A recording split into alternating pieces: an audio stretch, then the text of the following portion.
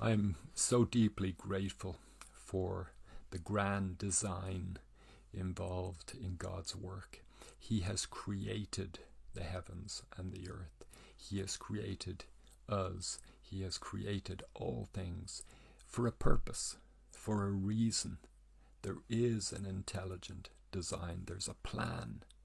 There's a way of understanding the meaning and the significance of our lives. The prophet Lehi in the Book of Mormon teaches his sons something so critical and so important. He's talking about opposition, why there is opposition in all things, why there is difficulty.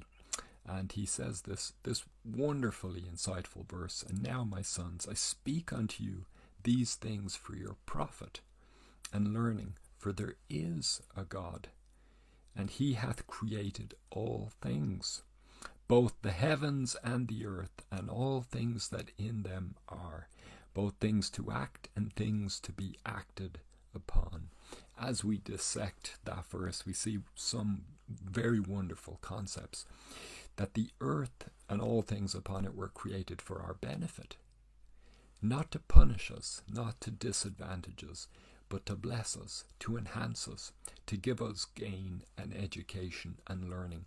We come to this mortality to acquire an education that we simply could not acquire in any other way.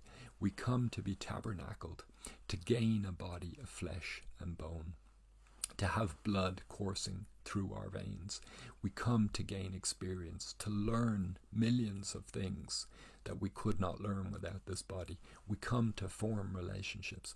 We come to learn about failure and success, about disappointment and about joy. We come here to receive the ordinances and the covenants of the gospel. We come here to form relationships.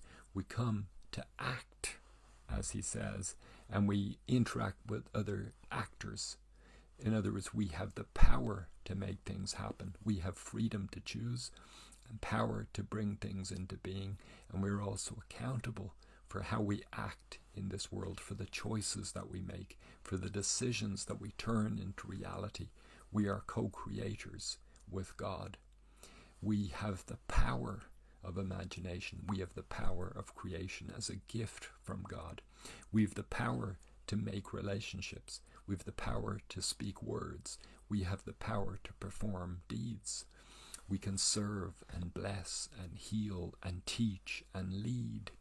We can dance and jump and play and swim and go sightseeing and a million other things. And this creative enterprise makes us co-creators with God. We are sent here to be involved in this process of creation. This earth and all the things on the face of it and the heavens have been created for our benefit, for our learning, so that we can gain an appreciation of the glories and wonders of God. This is a design.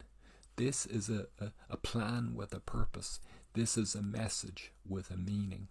That God has done these things so that we might learn new things, walk in new ways, become something that we were never before, gain experience that we never had in premortality. We had to come to mortality to learn the things that God already knows.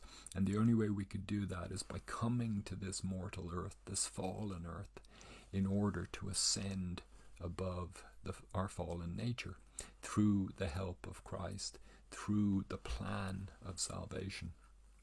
And so we are actors. We are people who co-create with God.